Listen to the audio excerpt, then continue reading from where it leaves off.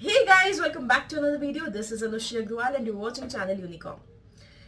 आप अगर ये सब वीडियो देख रहे हैं तो आप सभी सीए फाउंडेशन इस बार क्लियर करना चाहते हैं एट एनी कॉस्ट। तो इस बार मेरी इच्छा है कि मैं हर स्टूडेंट के अंदर एक पॉजिटिविटी लेके आऊं। जितने भी स्टूडेंट ये वीडियो देख रहे हैं और सीए फाउंडेशन का एग्जाम लिख रहे हैं और सीए फाउंडेशन क्लियर करना चाहते हैं, वो नीचे सबसे पहले कॉमेंट कीजिए I will pass May 22 exam. एक अपने अंदर एक अफर्मेशन लेके आइए कि हाँ मेरे को तो क्लियर करना ही है। I will pass CA foundation May 22 examination. पूरा क्लैरिटी के साथ लिखिए ताकि आपके दिमाग में वो बैठ जाए कि सीए फाउंडेशन May 22 एग्जाम मैं क्लियर करूंगा। ठीक है, इसलिए सबसे पहला टास्क ये करना है, नीचे कमेंट सेक्शन में लिखना है I will pass CA foundation May 22 examination. आज बात करेंगे अकाउंट्स के सब्जेक्ट की। जैसा कि आप जानते हैं यूनिकॉम की फ्री टेस्ट सीरीज स्टार्ट हो रही है। नेक्स्ट वीक आपका अकाउंट्स का टेस्ट होगा। आप सभी स्केड्यूल हमारे टेलीग्राम चैनल से डाउनलोड कर लीजिए ताकि स्केड्यूल की आपको जानकारी हो, उसी अकॉर्डिंग आप आगे के 3 महीने प्लान कर पाओ और यूनिकॉम की टेस्ट सीरीज के साथ आप पूरे कोर्स को 2 बार कंप्लीट कर पाओ। तो अगले मंडे आपका होगा अकाउंट्स का टेस्ट, जिसमें आएगा आपका मॉड्यूल 1, मतलब हाफ कोर्स एक बार पूछा जाएगा। 100 मार्क्स का टेस्ट है लेकिन हाफ कोर्स पूछा जाएगा। तो आज मैं आपको बताने वाली हूं कि आने वाले 7 दिनों में आप अकाउंट्स के फर्स्ट मॉड्यूल की कैसे तैयारी करोगे। ध्यान से मेरी एक एक बात सुनना। मैं अपने पिछले सालों के एक्सपीरियंस के साथ आपको बता रही हूं कि अकाउंट्स में बच्चे कहाँ लैक करते हैं। अकाउंट्स ऐसा सब्जेक्ट है जो हर कॉमर्स स्टूडेंट 11th क्लास से पढ़ रहा होता है। तो सीए फाउंडेशन में आते आते वो 2 साल अकाउंट्स पढ़ चुका होता है, लेकिन फिर भी सीए फाउंडेशन में आके वो अकाउंट्स में गड़बड़ कर जाता है। समझिए क्यों। सबसे पहले आपके अकाउंट्स के सब्जेक्ट में कभी भी टारगेट 40-50 नंबर का नहीं होना चाहिए। आपका टारगेट होना चाहिए 80 to 90 मार्क्स का। ऐसा क्यों? क्योंकि अगर अकाउंट्स के सब्जेक्ट में आपने 70 to 80 मार्क्स ले आए तो उसकी वजह से आपको ओवरऑल एग्रीगेट में बड़ा फायदा हो जाता है और कॉन्फिडेंस बढ़ जाता है। आप बोलेंगे मैम कैसे लाए? मेरी बात ध्यान से सुनो। ये सीए फाउंडेशन के अकाउंट से बहुत आसान है। सिर्फ कुछ चीजों का ध्यान रखोगे तो बहुत इजीली आप अकाउंट्स क्लियर कर पाओगे। एक एक बात को सुनना मेरी। 3 पॉइंट्स आप सबसे ज्यादा ध्यान रखोगे अकाउंट्स में। बहुत ज्यादा बुक्स के चक्कर में नहीं पढ़ना है। अरे उन सर के नोट्स अच्छे हैं उसे भी पढ़ लो, अरे टेलीग्राम पे नए नोट्स आए उसे भी पढ़ लो, मेरे फ्रेंड ने नए नोट्स बनाए हैं उसे भी पढ़ लो। ऐसा नहीं करने का। सिर्फ एक चीज आपके लिए सबसे इंपॉर्टेंट है सीए फाउंडेशन में, वो है आईसीएआई। आईसीएआई ने जो मॉड्यूल दिया है उसे डिटेल में पढ़ना है। आप क्या करते हो, उसके बैक क्वेश्चन सॉल्व कर लिए, इलस्ट्रेशन सॉल्व कर लिए, बस नहीं, उसको अंदर से भी पढ़ो। बहुत अच्छा मॉड्यूल बनाया गया है। एग्जाम्पल्स भी पढ़ो, उसके इलस्ट्रेशंस पढ़ो, उसके बैक क्वेश्चंस पढ़ो, उसके अंदर ट्रू फॉल्स ऐड किए गए हैं वो भी पढ़िए, एमसीक्यूज हैं तो वो भी सॉल्व करो ताकि कंप्लीट अंडरस्टैंडिंग आएगी। अगर वो आपने अच्छे से सॉल्व किया और उसके साथ क्या सॉल्व करना है, जो सजेस्टेड आंसर्स हैं, पास्ट ईयर क्वेश्चन पेपर्स हैं, उसके जो सजेस्टेड आंसर्स हैं वो पढ़ो, आरटीपीस को सॉल्व करो, एमटीपीस को सॉल्व करो। अगर इतना आपने कर लिया तो आपका अकाउंट्स का मोर देन इनफ प्रिपरेशन होगी। मतलब इतनी शानदार प्रिपरेशन हो जाएगी आपके अकाउंट्स की कि आसानी से 80 to 90 स्कोर कर पाओगे। आप पूछोगे कैसे मैम? ध्यान देना, आप पिछले साल के पेपर्स उठा लो। सब पेपर्स में मोस्टली उसी तरह के क्वेश्चंस पूछे जाते हैं जैसे क्वेश्चंस आपके मॉड्यूल में है, लेकिन मॉड्यूल में प्रैक्टिस करने के लिए आपके पास क्वेश्चंस नहीं अवेलेबल। इसलिए मैं बोलती हूँ एमटीपी करो, आरटीपी करो, सजेस्टेड करो, तो एक क्लैरिटी आ जाएगी और ये भी पता चलेगा कि एग्जाम में क्वेश्चंस कैसे आते हैं, तो अच्छे से कर पाओगे।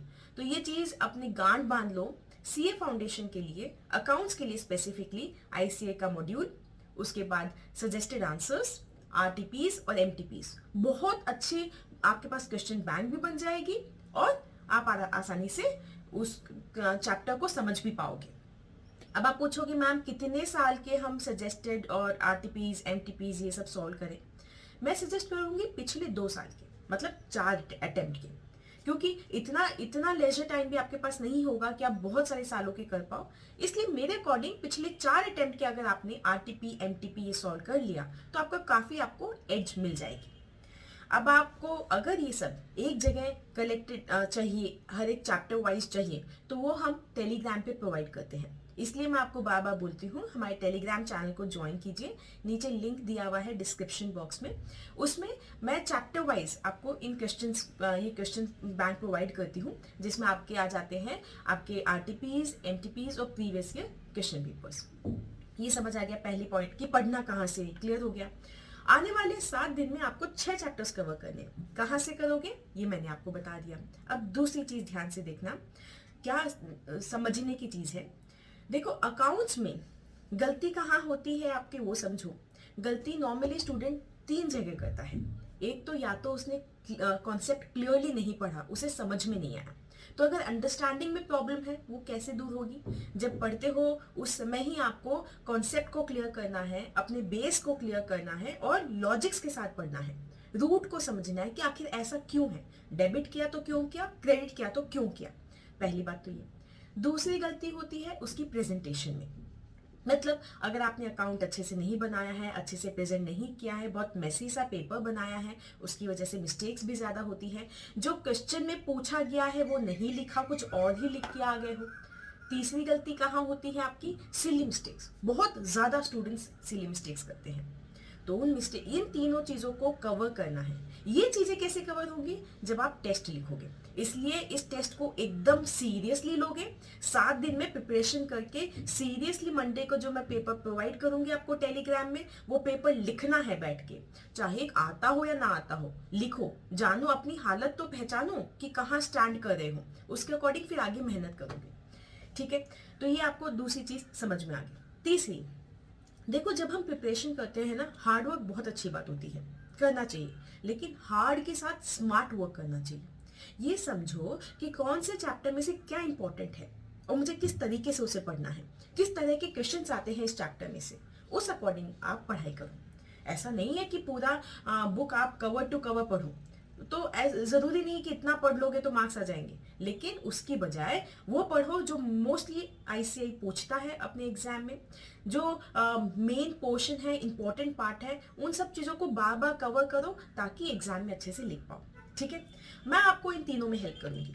आज आपके 7 डे प्रिपरेशन का डे 1 है, इसलिए आज मैं आपको बताऊंगी कि आपको चैप्टर 1 कैसे पढ़ना है। देखो चैप्टर 1 के अंदर आपकी 9 यूनिट्स हैं। 9 यूनिट्स में से आप बोलते हो मैम इतना बड़ा चैप्टर है कैसे पढ़ेंगे, मैं बताती हूँ क्या क्या मेन है, वो पहले कवर करो, उसके बाद में बाकी चीजें देखना। आज के दिन का टारगेट रखोगे कि आज आपको चैप्टर 1 कंप्लीट करना है। क्या क्या करना, सबसे पहले ऑर्डर डिसाइड करो।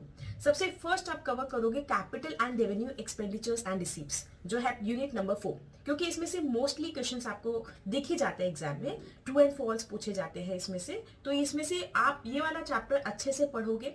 नीचे मैंने डिस्क्रिप्शन में लिंक दिया है, मैंने इस पे एक वीडियो बनाया था, तो वो वीडियो देख के ये चैप्टर पूरा सॉल्व करोगे।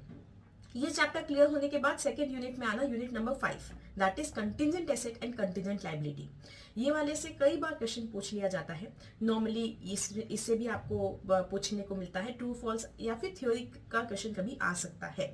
इसलिए पहले यूनिट 4 करना है, फिर यूनिट 5 करना है, उसके बाद करना unit number 2, accounting concepts, principles and conventions. इसमें से कई बार क्वेश्चंस पूछ लेते हैं, materiality concept, going concern concept, इस पे क्वेश्चन कई बार पूछा जा सकता है, एकदम श्योर नहीं है लेकिन कई बार पूछ लेते हैं। तो चैप्टर नंबर 1 में आज के दिन में आपका टारगेट है चैप्टर नंबर 1 कंप्लीट करना। उसमें आपको कवर करना है यूनिट 5, यूनिट 4 एंड यूनिट 2।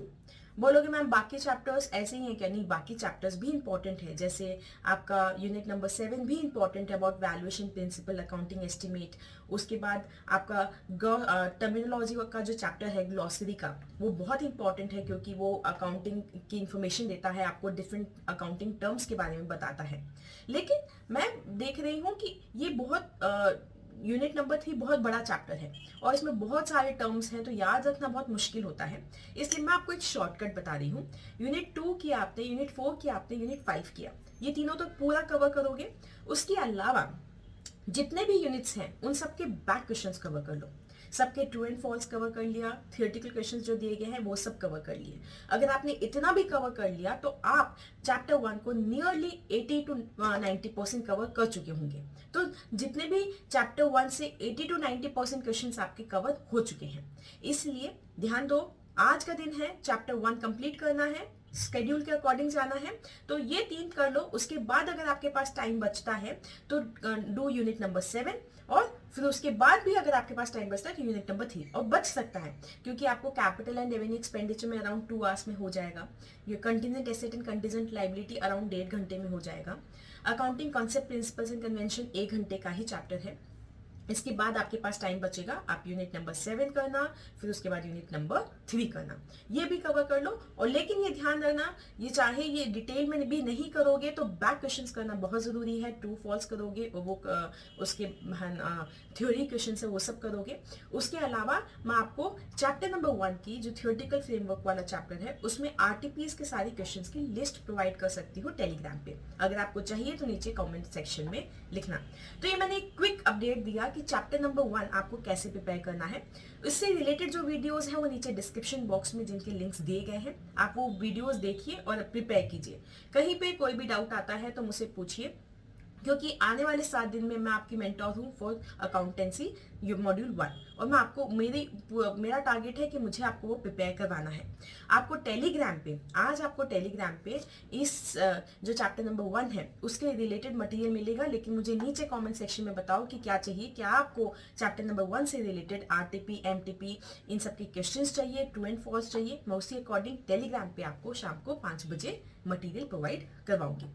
इसके अलावा जो चैप्टर नंबर 1 जो आपने प्रिपेयर किया है इसमें मेन ध्यान रखना, इसमें नॉर्मली थियोरी क्वेश्चंस आते हैं, प्रैक्टिकल क्वेश्चन कम पूछा जाएगा, न्यूमेरिकल क्वेश्चन कम आएगा। तो थियोरी क्वेश्चन लिखने के लिए जो की टर्म्स हैं उनको ध्यान रखोगे, और थोड़ी लैंग्वेज फॉर्मेशन के ऊपर यहाँ ध्यान देना कि पढ़ रहे हो चैप्टर तो उसको लाइन टू लाइन ग्रामर का ध्यान दोगे, क्योंकि इसमें से थियोरी क्वेश्चंस पूछे जाएंगे।